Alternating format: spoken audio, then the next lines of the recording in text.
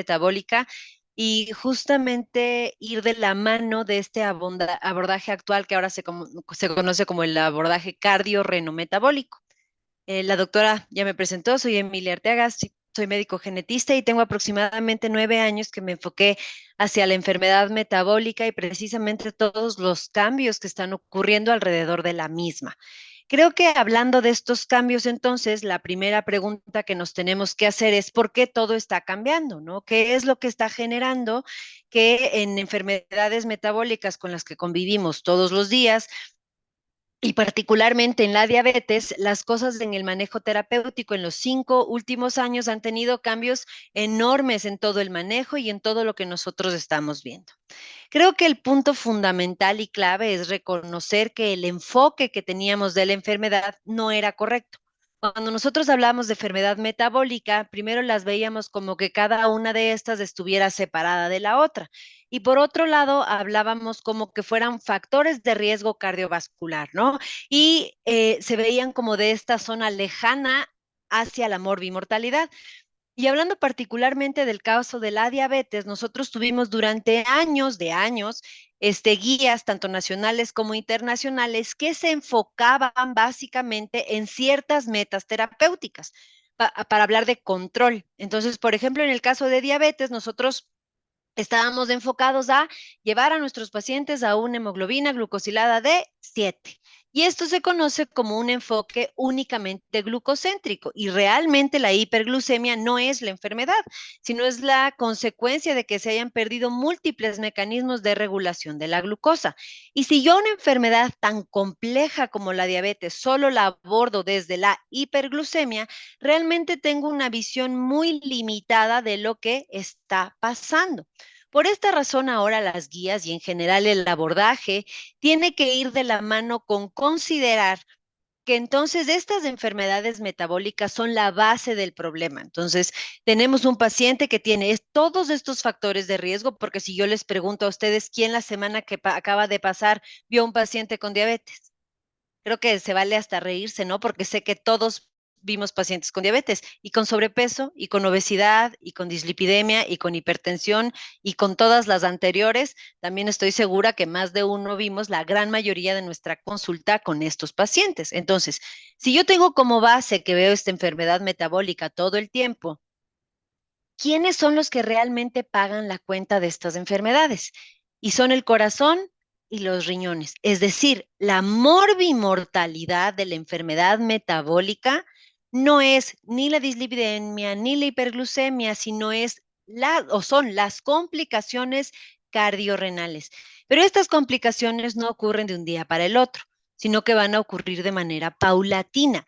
El problema es que invariablemente nos van a llevar a la muerte y empiezan con un daño subclínico, ¿no? Que no es evidente. Luego yo voy a tener una enfermedad clínica como tal, ¿no? El paciente que ya se infartó, el paciente que ya manifiesta alguna sintomatología y en última instancia voy a tener el paciente que ya tiene una complicación, entonces voy a tener un evento cardiovascular, cerebrovascular, voy a tener enfermedad renal crónica terminal y el problema es que en este espectro, ¿dónde creen que estamos identificando a los pacientes? Lastimosamente los estamos identificando entre la enfermedad y la complicación tardía. ¿Y por qué es importante entonces esto? Porque tendríamos que estarlos identificando por acá, teniendo como premisa que todo paciente con enfermedad metabólica tiene afectación cardiorrenal. No solo el que se infarta, no solo el que tiene enfermedad renal, todos tienen afectación cardiorrenal, solo que en diferente secuencia, en diferente lugar, en diferente progresión. Y por esto, la enfermedad metabólica realmente lo que es un continuo cardiovascular y renal. Si es que nosotros justamente, y lo comentaba hace un momento, vemos pacientes con enfermedad metabólica todos los días, de todos los días del año, la pregunta es, ¿qué tanto estamos haciendo tamizaje cardiorrenal? La verdad, menos del 5% de los pacientes que tienen enfermedad metabólica tiene un adecuado tamizaje cardiorrenal. Por esta razón, aunque tratamos de controlar la enfermedad metabólica, no modificamos la morbimortalidad y eso es lo que tenemos que cambiar. Justamente para adentrarnos, veámoslo con un poco de ejemplo, ¿no? Esta es la señora Cristina tiene 68 años, es ama de casa, tiene diabetes desde hace 10 años, tiene hipertensión arterial desde hace 7, tiene dislipidemia, tiene un peso de 82 kilos con una talla de 1,56, entonces tiene un índice de masa corporal de 33 y es sedentaria. Está tratada con metformina cada 8 horas, enalapril, rosuvastatina y manejo en conjunto con nutrición. Yo les pregunto, ¿alguno de ustedes ha tenido alguna paciente así? ¿No? Creo que diario, ¿no? ¿Qué cosas quiero que tomemos en cuenta aquí? Primero quiero que veamos, bueno, es una paciente con comorbilidad, que es lo más frecuente que nosotros vemos en la consulta, y es una paciente que tiene metformina cada 8 horas desde hace 10 años. A esto se le conoce como inercia terapéutica, el dejar pasar demasiado tiempo para hacer cambios terapéuticos cuando hay descontrol. Un paciente no, con tantos años de enfermedad no va a estar controlado con monoterapia. Y en efecto, le hago estudios y la señora Cristina de una hemoglobina glucosilada de 7,5 está en 8. Entonces, de descontrolada está más descontrolada. Y me estoy viendo bastante amable. ¿Por qué? Porque el promedio de hemoglobina glucosilada que nosotros vamos a ver en consulta en México el promedio es de 10, aunque todos hemos visto, ¿no? 14, 15 y datos más estrepitosos alrededor de la hemoglobina glucosilada. Teniendo este escenario, ¿qué otras consideraciones yo tengo que tomar, ¿no?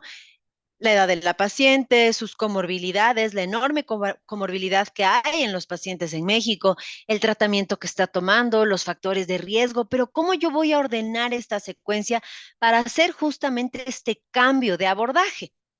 Los objetivos actuales del tratamiento del paciente con diabetes han cambiado y cambiaron particularmente porque las medidas que estábamos o que habíamos tomado por años no habían tenido un impacto en reducir la morbimortalidad. Y todos nosotros sabemos que es imposible tener resultados diferentes si seguimos haciendo las mismas cosas. Entonces, tomando en cuenta la evidencia actual, las guías, y estas particularmente son las últimas de la ADA, nos dicen, la base de tu tratamiento tiene que ser modificaciones en el estilo de vida, eso no va a cambiar, determinantes sociales de salud, y eso va de la mano con tomar en cuenta en el tratamiento cómo es la vida de ese paciente. No es lo mismo tener diabetes si estás en el campo que si estás en la ciudad, si tienes 40 años que si tienes 80, si tienes red de apoyo, si no tienes red de apoyo, si tienes seguro, si no tienes seguro, y todas esas consideraciones se tienen que tomar. Y en el último punto de la base del tratamiento tiene que estar la educación sobre diabetes al paciente. Y esto es generar conciencia de enfermedad, es decir, que el paciente sepa o la paciente sepa qué es esta enfermedad que tiene y de esa manera poder vincularlo con un adecuado tratamiento. En cuanto al tratamiento va a tener 4 pilares. El primer pilar es el control glucémico, que durante años fue el único. Luego el control de la presión arterial, que es fundamental. Luego vamos a ir con el manejo de lípidos y esto también es importante porque el 80% de los pacientes con diabetes tiene dislipidemia y en nuestro país la dislipidemia es mixta, es decir, hipertrigliceridemia e hipercolesterolemia y lo vamos a ver un poco más a fondo en un momento. Y aparece este nuevo pilar de agentes cardio y nefroprotectores. ¿Por qué? Lo acabamos de ver. La morbimortalidad es cardiorrenal. Si yo no tengo agentes cardio y nefroprotectores o si yo le quito columnas a esta estructura, obviamente el techo, que son la reducción de las complicaciones, no va a tener soporte. Ahora, en el caso de la señora Cristina, ¿será que hay que intensificar el tratamiento? Creo que la pregunta, y lo comentaba hace un momento, llegamos a una enorme inercia terapéutica. Gran parte de esto es porque tuvimos una forma de tratar o esquema terapéutico inadecuado por mucho tiempo. A todos nosotros nos enseñaron a tratar la diabetes de esta manera. Miren, esta gráfica es del 2005, ¿no? Y nos enseñaron a tratar de esta manera escalonada, en donde primero iba la dieta, luego iba monoterapia, ¿no? Entonces dele metformina y luego haga diferentes combinaciones. ¿Y quién era el último escalón al que queríamos llegar? La insulina. Y ustedes estarán de acuerdo conmigo que cómo ve el paciente la insulina, como un enemigo, como algo que le va a provocar más daño. Y esto es importante porque este tipo de esquema ya no es válido. Este tipo de esquema nos hace perder mucho tiempo. Este tipo de esquema hace que se vayan sumando las complicaciones. Y hoy vamos a ver un poco cómo esto tiene que ir cambiando. Recuerden, todos quisiéramos tratar la diabetes con un fármaco, pero es una enfermedad que al menos tiene 11 mecanismos fisiopatológicos. Entonces, tratar con un fármaco o por una ruta una enfermedad de 11 es bastante improbable. ¿Qué quiero que tengan en cuenta aquí? Según la evidencia, para que tú tengas un paciente controlado efectivamente, si ya tiene 3 años de diabetes, el 50% de esos pacientes requieren terapia múltiple. Y el 75% de los pacientes con 9 años de diabetes requieren esquema múltiple. Nuestra paciente tenía 10 años de diabetes y seguía con metformina. Y creo que todos ustedes habrán visto pacientes de 12 años o más años con metformina o metformina glibenclamida y todos esos años descontrolados. Y esto sin duda nos pierde tiempo a la salud cardiorrenal. ¿Qué pasos voy a seguir entonces en este caso? Las nuevas guías, las actuales guías de tratamiento me dicen, si tú tienes un paciente con diabetes de primera vez o que de 5 años o de 20 años o como en el caso de la señora Cristina de 10 años de diabetes, en todos estos pacientes tú siempre te tienes que hacer 3 preguntas, no solo en el paciente de primera vez, en todos los pacientes con diabetes. Tienes que preguntarte, ¿tiene mi paciente enfermedad renal? La segunda pregunta, ¿tiene mi paciente riesgo o enfermedad cardiovascular? Y la tercera pregunta, ¿tendrá mi paciente insuficiencia cardíaca? Con estas 3 preguntas yo voy a poder tomar decisiones terapéuticas. Por eso son tan necesarias y fundamentales hacerlas. Son decidoras terapéuticas. Entonces, ¿cómo me respondo la primera pregunta? Para poder yo tamizar o para poder saber si hay enfermedad renal, tengo que utilizar 2 componentes. El primero es saber cómo está la función renal y eso lo hago calculando la tasa de filtrado glomerular. Vamos a hacerlo en un momento, pero recuerden que la fórmula ideal es esta que se llama CKD-EPI 2021. Por otro lado, la tasa de filtrado, recuerden, solo me dice cuánto se filtra por minuto, pero no me va a decir qué. Entonces, para yo saber qué, tengo que determinar si hay o no hay albuminuria. Ahora recuerden, la albuminuria de 24 horas o la depuración de creatinina de 24 horas no es útil, ¿sí? No la debo utilizar, ya quedó obsoleta. Lo que yo tengo que hacer para saber si hay albuminuria es determinar la relación albúmina-creatinina urinaria. Hay laboratorios que ya me hacen, así se llama RAC urinario o índice albuminuria creatinuria o relación albúmina-creatinina urinaria, es lo mismo. Y este estudio lo que hace es dividir la albúmina en orina, que es una constante, perdón, la albúmina en orina que no es una constante entre la creatinina en orina que sí es una constante. Y esto me permite determinar en una muestra al azar si hay o no hay albúmina en orina. ¿Por qué es importante esto? Si ustedes van a un laboratorio y no tienen este estudio, pero pueden pedir que les determinen albúmina en orina y creatinina en orina, lo que ustedes van a poder es realizar esta división. ¿Cómo yo voy a saber si es normal? Nunca se olviden del número 3. Menos de 30 es normal, negativo. Entre 30 y 300 yo hablo de microalbuminuria. Y más de 300 yo hablo de macroalbuminuria. Ahora, no tengo ninguna manera de pedir relación albúmina-creatinina urinaria, pero tengo tiras reactivas para saber si hay albuminuria. ¿Las puedo usar? Las guías me dicen solo en caso de ausencia de recursos. Si se puede pedir relación albúmina-creatinina urinaria, ese es el estándar. Si no hay recursos, pueden utilizar una tira. ¿Cómo la van a interpretar? Si esa tira es negativa, quiere decir que está a menos de 30. Si salen trazas a una cruz, quiere decir que hay microalbuminuria. 2 cruces más, quiere decir que hay macroalbuminuria. Y si es que existe alteración, yo tengo que tener 2 mediciones con 3 meses de diferencia para hacer el diagnóstico.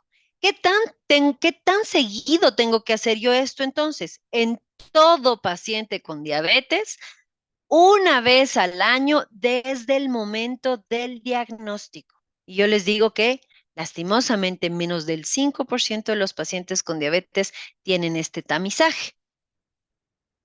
¿Cómo voy a hacer este cálculo de la tasa de filtrado glomerular? Con la química más simple, yo voy a obtener precisamente el resultado de la creatinina, que es la que voy a utilizar para el cálculo de la tasa de filtrado glomerular. Aquí tenemos los resultados de la señora Cristina, tiene 8 de hemoglobina glucosilada, tiene una relación albúmina-creatinina urinaria en 55 miligramos sobre gramo, es decir, tiene microalbuminuria, tiene hipertrigliceridemia y tiene una creatinina de 0.9. Ojo, la creatinina por sí sola no me habla de función renal, ni debe ser utilizada para determinar la función renal. Esto es muy importante porque durante mucho tiempo hemos tenido la idea que una creatinina alrededor de 1 o con que esté menos de 1 es normal. Si yo viera esta creatinina de esa manera, yo diría, la señora Cristina no tiene ningún problema, tiene la creatinina en 0.9. Ojo, esto no es así. La creatinina solo me va a servir si la utilizo para calcular la tasa de filtrado glomerular. Entonces, con estos datos, yo sé que tiene microalbuminuria, tiene descontrol glucémico, tiene hipertrigliceridemia, tiene una creatinina de 0.9. ¿Qué tengo que hacer entonces para tamizar enfermedad renal? Primero, calcular la tasa de filtrado glomerular. Yo les decía que han habido fórmulas a través del tiempo desde los años 70. Pero actualmente la fórmula que yo tengo que utilizar es esta que se llama seca de epicreatinina o seca de EPI 2021. Para esta fórmula ustedes solo van a requerir 4 cosas.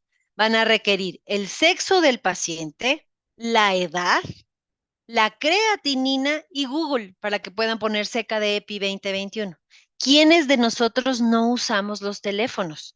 Y entonces, si ustedes en cualquier teléfono, en el buscador, escriben seca de EPI 2021, no tienen que escribir nada más, solo seca de EPI 2021.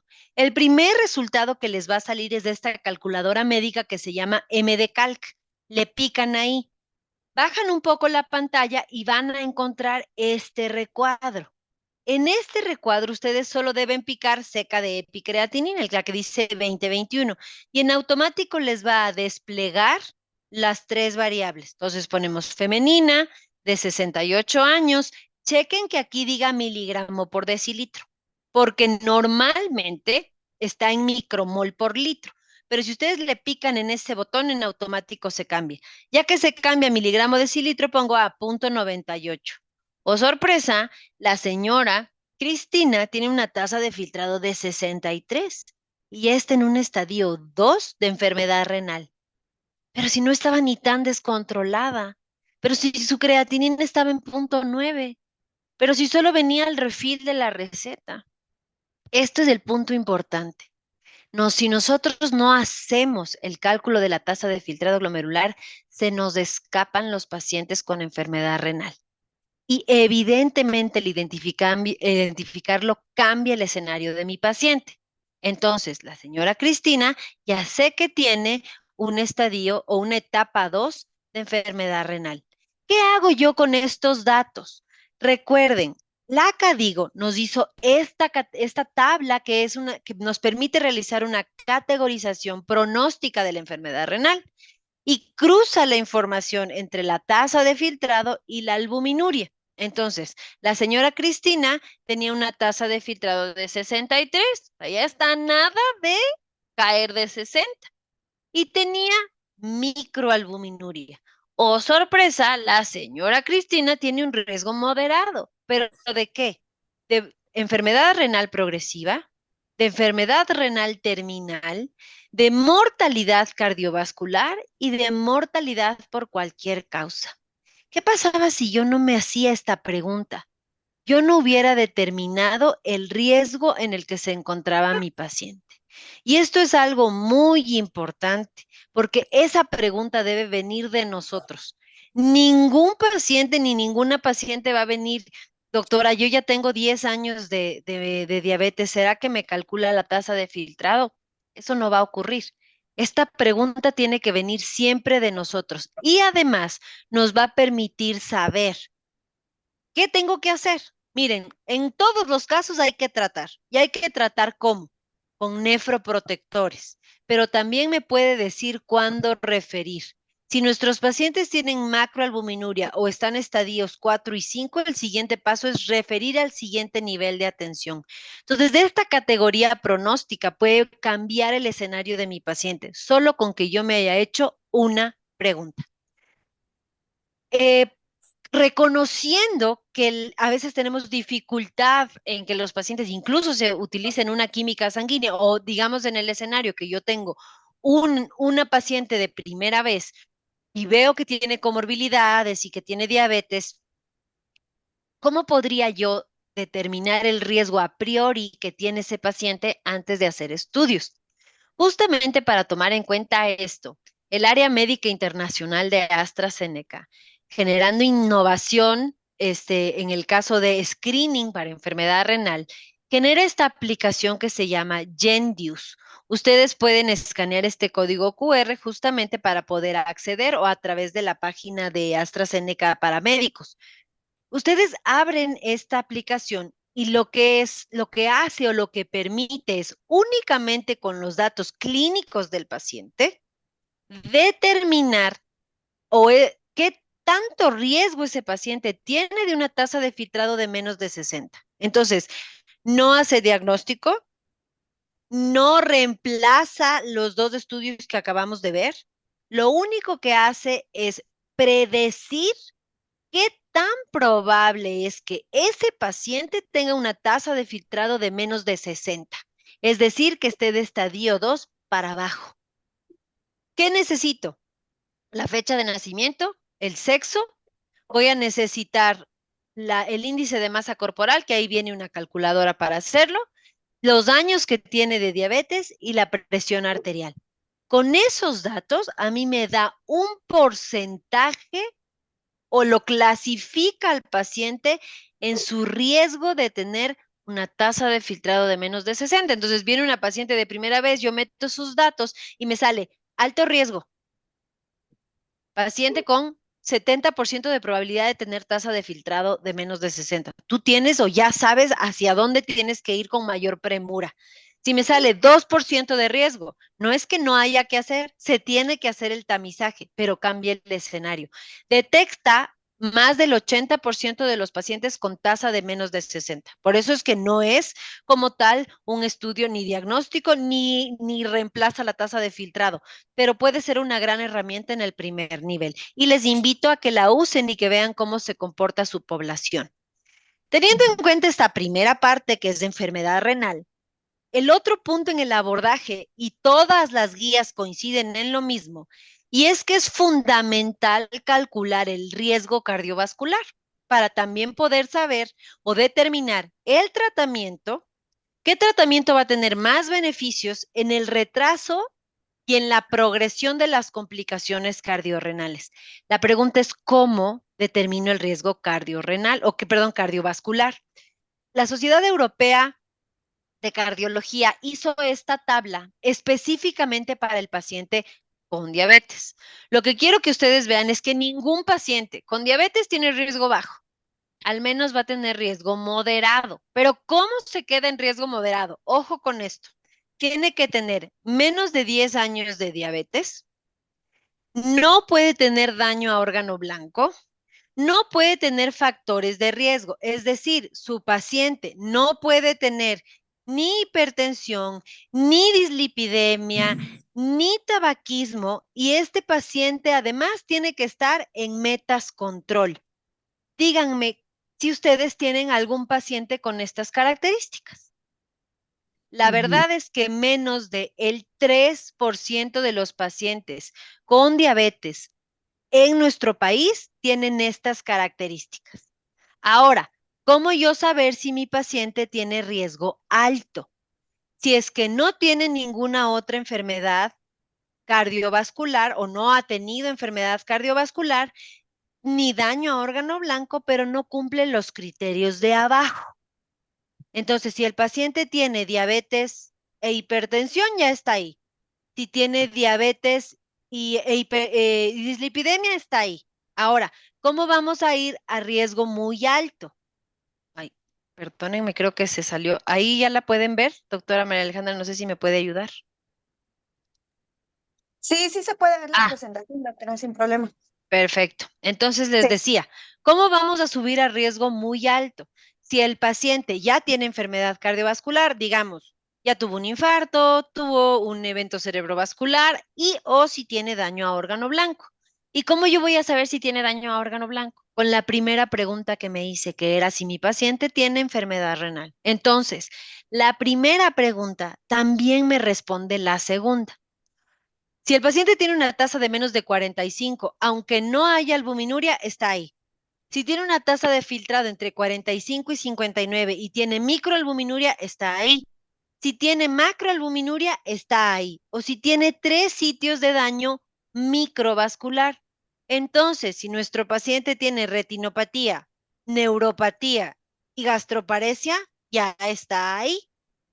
El 40% de nuestros pacientes está en riesgo muy alto y aproximadamente el 60% están en riesgo alto, porque mucho menos del 3% están en moderado.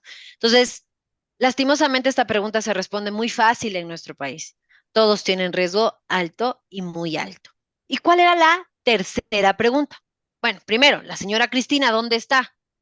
Recordemos que tiene comorbilidades, pero tiene una tasa de filtrado en el caso de ella, de 63 y tiene microalbuminuria. Entonces, como no tiene menos de 59, pero sí tiene microalbuminuria, entonces se clasifica como riesgo alto. Ahora, ¿cuál era la tercera pregunta? ¿Tendrá mi paciente insuficiencia cardíaca? Cuando todos nosotros escuchamos insuficiencia cardíaca, ¿en qué nivel de atención pensamos? Tercero, ¿no? Segundo, tercero. Esto es importante. El tamizaje de la insuficiencia cardíaca es de primer nivel. ¿Qué paciente tiene sospecha de teniendo diabetes, de insuficiencia cardíaca? La respuesta es todos. Hasta el 40% de los pacientes con diabetes tiene insuficiencia cardíaca. Y si el paciente tiene 5 años de diabetes, el 70% tiene disfunción ventricular izquierda, pero es asintomática. Entonces, ¿cada cuánto tiempo tendríamos que tamizar para insuficiencia cardíaca? Una vez al año. ¿Cómo se hace el tamizaje? El primer paso es pedir un péptido natriurético, ya sea la fracción ProBNP o BNP, que es un biomarcador. Si este sale negativo, se repite en un año. Si sale positivo, y no se tienen que pedir los dos, uno de los dos. Si sale positivo o si se tiene una alta sospecha de insuficiencia cardíaca o no se cuenta con péptido natriurético, el único estudio para hacer el tamizaje es un ecocardio. Ya que yo hago un ecocardio y tengo hallazgos anormales, en automático ya identifico la insuficiencia cardíaca y debo subdividirla o clasificarla según la fracción de eyección. Y ojo con esto, todos nosotros cuando leemos un ultra o nos dan un ecocardio, nos vamos a la parte de abajo en donde dice fe vital, ¿no? Porque todos teníamos la idea que mientras la FEVI esté normal, todo está bien. Y eso ahora ya sabemos que no es así. La FEBI solo va a estar disminuida o reducida, que se considera igual o menor de 40, si es que el evento o si es que la insuficiencia cardíaca es secundaria a un evento coronario. Pero si es que la insuficiencia cardíaca es secundaria a un efecto inflamatorio de enfermedad metabólica, la FEBI va a estar preservada. Y actualmente el 65% de los pacientes con insuficiencia cardíaca tienen la FEBI preservada. El problema en la insuficiencia cardíaca con la FEBI preservada es un defecto en la relajación, no en la contracción. Por eso, como hay buena contracción, la FEBI está bien, pero hay una inadecuada relajación y hay disfunción, por lo tanto, diastólica. Y ambas de estas insuficiencias cardíacas requieren tratamiento de manera inmediata, iniciada desde el primer nivel de atención.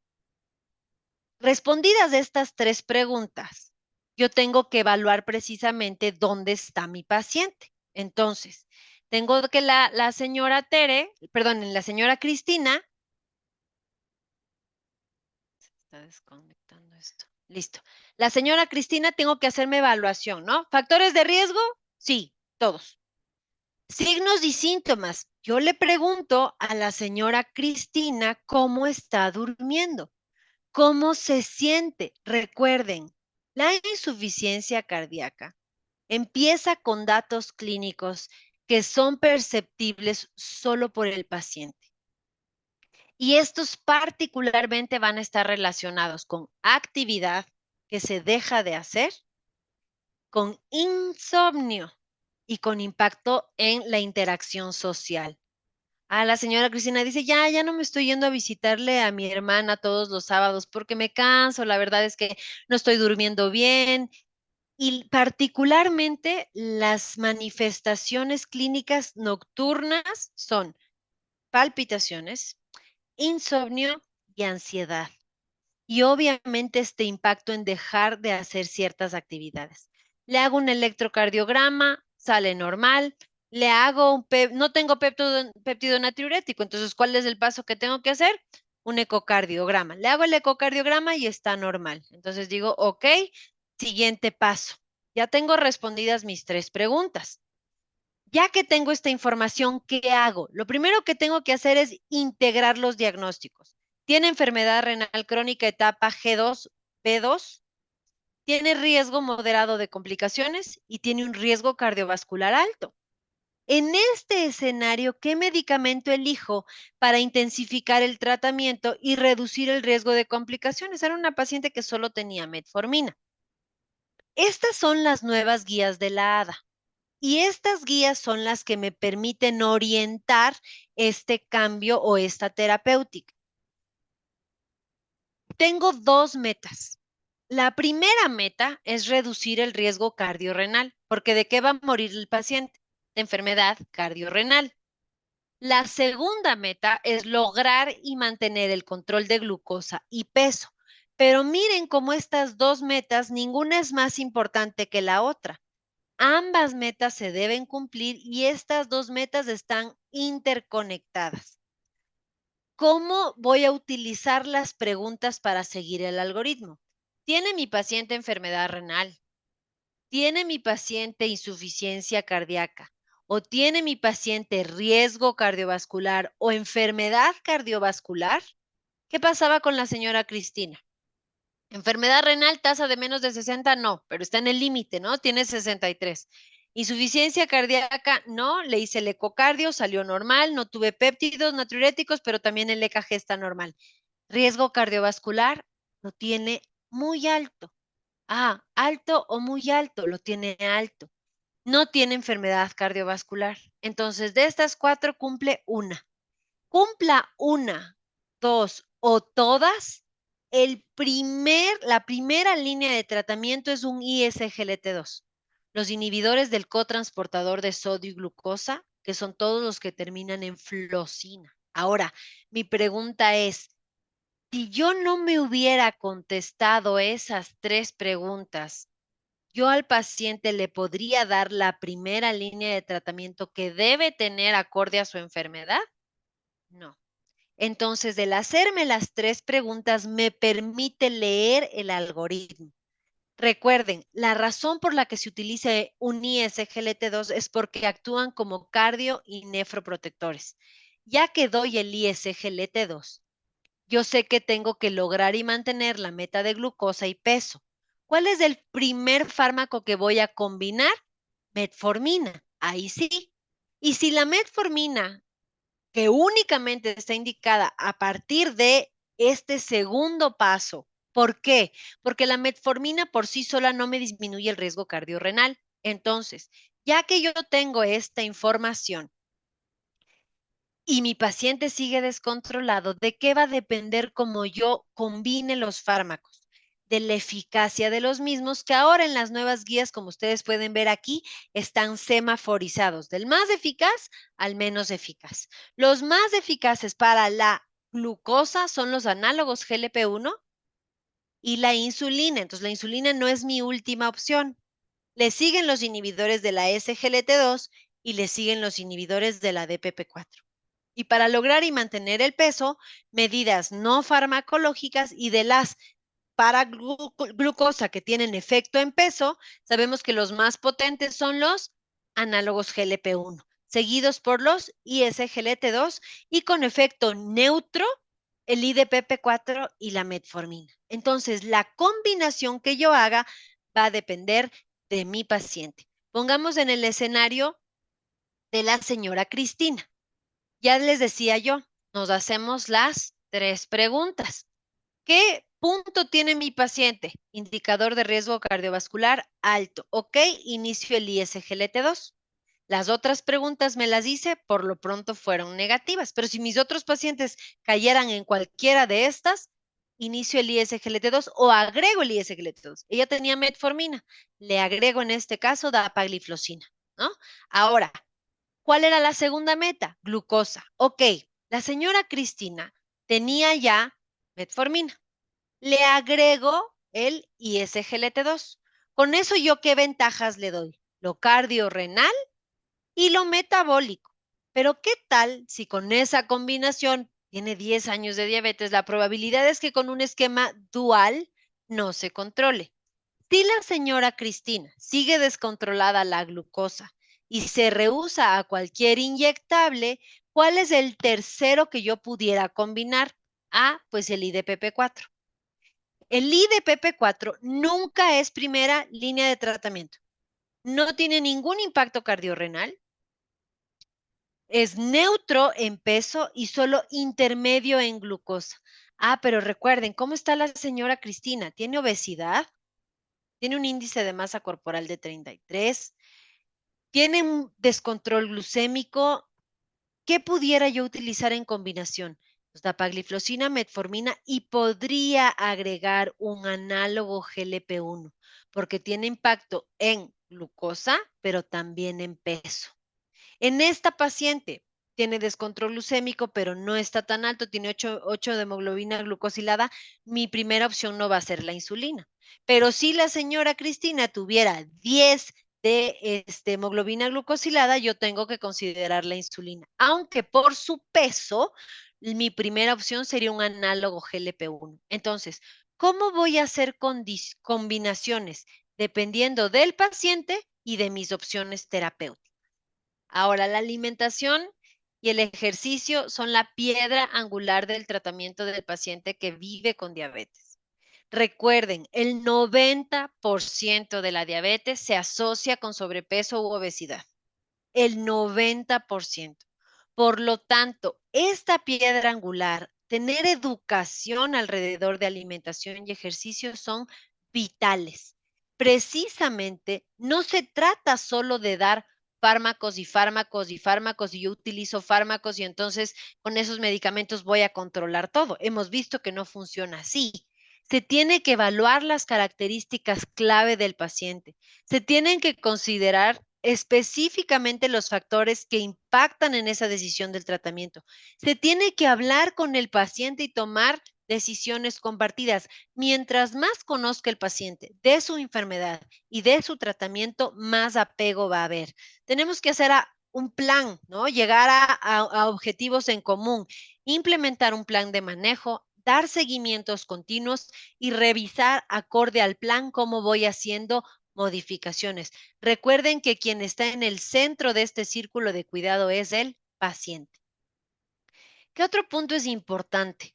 Otros cambios en el estilo de vida que tienen Muchos de estos, una gran evidencia del impacto en los diferentes rubros que impactan en una vida saludable. El incluso romper periodos de sedestación disminuye los niveles de glucosa. Las caminatas de alta intensidad de 5 a 6 minutos tienen un impacto. Si es que ya se hace un ejercicio vigoroso, aún más, miren lo que hace con el resto de factores a tomar en cuenta. Y no se olviden de la parte del sueño.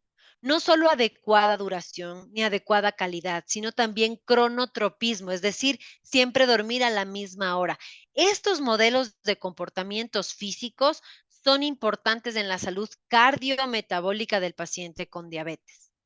Ahora, recuerdan que la señora Cristina también tenía hipertrigliceridemia y también tiene un LDL de 140. ¿Qué vamos a hacer con esto? Recuerden que uno de los pilares también era el manejo de lípidos.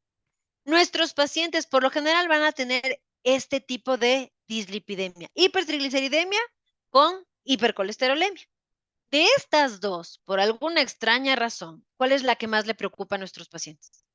Los triglicéridos. Todo paciente llega, ¿cuánto tengo de triglicéridos? Están enfocadísimos en los triglicéridos. Pero yo les pregunto, ¿de dónde vienen los triglicéridos? Vienen del consumo de carbohidratos. Y los pacientes dicen, qué raro que estén tan altos si yo casi no como grasas, porque lo van a vincular con esto al ser lípidos. Y aquí hay el punto de los más importantes en las nuevas guías de tratamiento que ustedes tienen que tomar en cuenta. ¿Cuál es el lípido que más nos tiene que importar? El LDL. Este por sí solo nos indica riesgo cardiovascular. Los triglicéridos no son el primer objetivo y según las actuales guías de tratamiento, que además fueron replicadas de una forma muy buena en el caso de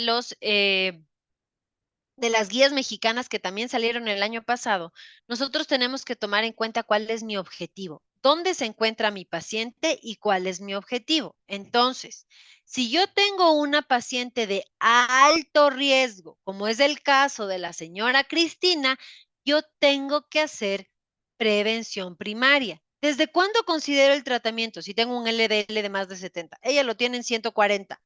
¿En qué momento inicio tratamiento? Cuando esté más de 100. ¿Y cuál es mi objetivo? Menos de 70.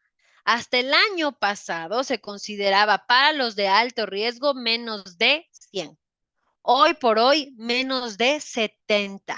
Y eso para lograr reducir el 55% de colesterol LDL, yo debo utilizar estatinas de alta intensidad. Y solo hay dos. Rosuvastatina a dosis de 20, si utilizan menos, actúa como de moderada intensidad. Y atorvastatina con dosis de 40 o más. Son las únicas dos estatinas que actúan como de alta intensidad. Entonces, a la señora Cristina yo le tengo que agregar su estatina. Se requiere intensificación para llegar a su meta de menos de 70. Recuerden, rosuvastatina, 20-40 miligramos cada 24 horas al actuar de alta intensidad. El hecho de mejorar la diabetes y reducir el LDL tiene un impacto directo en los triglicéridos. La actividad física es de largo la medida que más efecto tiene en el incremento de HDL. Y ahora la pregunta, recuerden, no están indicados ni niacina ni omega 3, pero ¿y los fibratos? Nuestros pacientes tienen fenofibratitis. La gran mayoría de los pacientes tienen fibrato, porque hay una gran preocupación por los triglicéridos.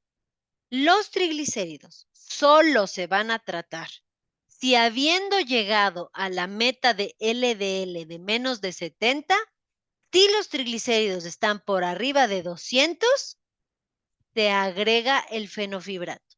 Si no, no. Y aquí justamente hay esta dualidad, ¿no? En nuestro país la gran mayoría de pacientes tienen fibrato y no tienen estatina. Y tendríamos que hacer un switch.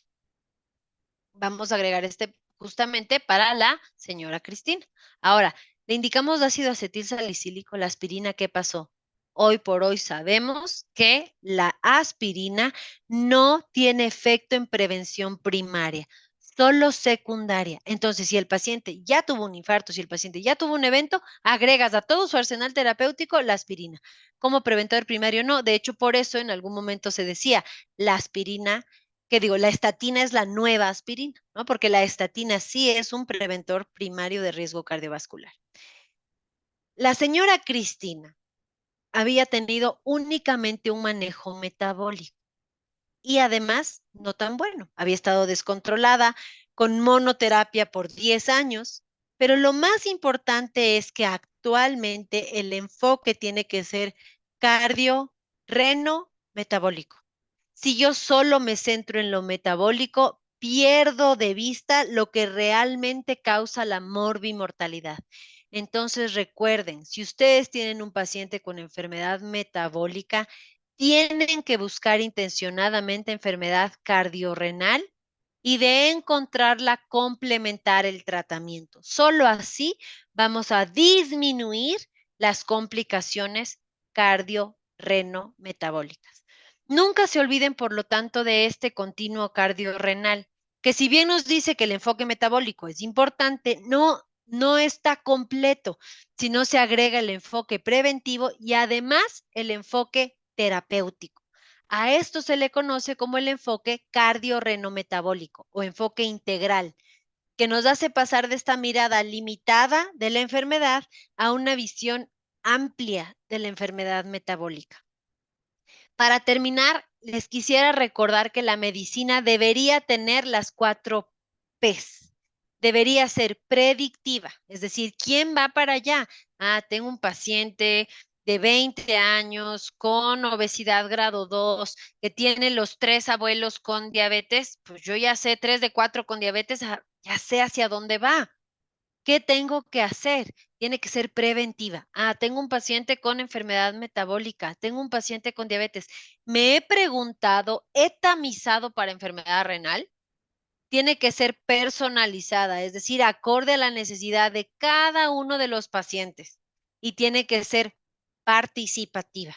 Y esto es involucrar al paciente en su diagnóstico y en su tratamiento. Cuando a las pacientes les va mal, es culpa del médico. Y cuando a los pacientes le va muy bien, es gracias a Dios. Pero difícilmente ellos se meten dentro de la ecuación en saber qué rol juegan en el control y en el manejo de su enfermedad. Recuerden que hasta Hipócrates lo decía. Antes de curar a alguien, pregúntale si está dispuesto a renunciar a las cosas que le enfermaron. Les agradezco mucho su atención. Tienen mi correo, tienen mi número, cualquier cosa que requieran de información médica, en lo que yo les pueda apoyar, igual si me quieren seguir, con todo gusto, para poder complementar la información que sea de utilidad en esta nueva era del manejo de la enfermedad metabólica. Muchísimas gracias por su atención. No, y me abro a dudas, preguntas, no sé, doctora Alejandra, si es que me puede ayudar cómo será la dinámica. Para mí ha sido un gusto compartir esta mañana con ustedes. Sí, doctora. Primero que nada, muchas gracias por la presentación del día de hoy. La verdad es que finalmente fue un enfoque, como vemos, preventivo desde el primer nivel de atención. Y bueno, si gusta, yo le voy leyendo las preguntas que se vayan generando en la parte del chat. Claro, con gusto. Primero que nada, hay varias felicitaciones. La doctora Nayeli, la doctora Ana Carolina, el doctor Iván, la doctora María Angelita, la doctora Marina, el doctor Josué Adolfo. Todos coincidimos en que fue una excelente ponencia. Yo creo que todo quedó también bastante claro. Fue muy concreto, muy preciso en cuanto a las indicaciones también de modo preventivo.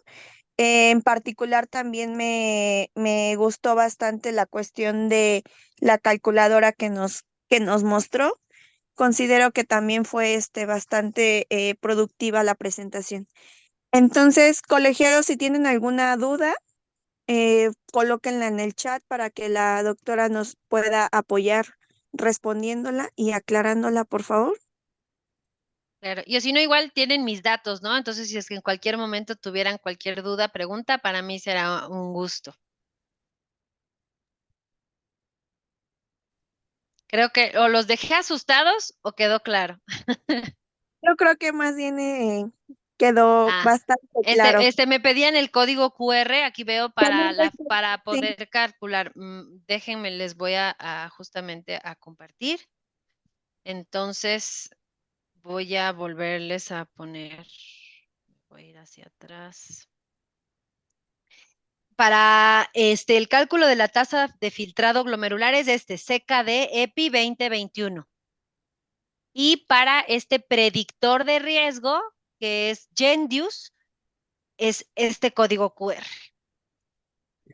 Doctora, nos piden en el chat si podría repetir lo de la albuminuria en orina con tira reactiva, por favor. Claro, con todo gusto. Les decía, la albuminuria se tiene que idealmente solicitar con la relación albúmina-creatinina urinaria. Es decir, pedir en el laboratorio o pedir albúmina en orina y creatinina en orina y nosotros hacer la división. Si es que no se tiene esta opción, y como les digo, las guías dicen en ausencia de recursos, yo puedo utilizar las tiras reactivas.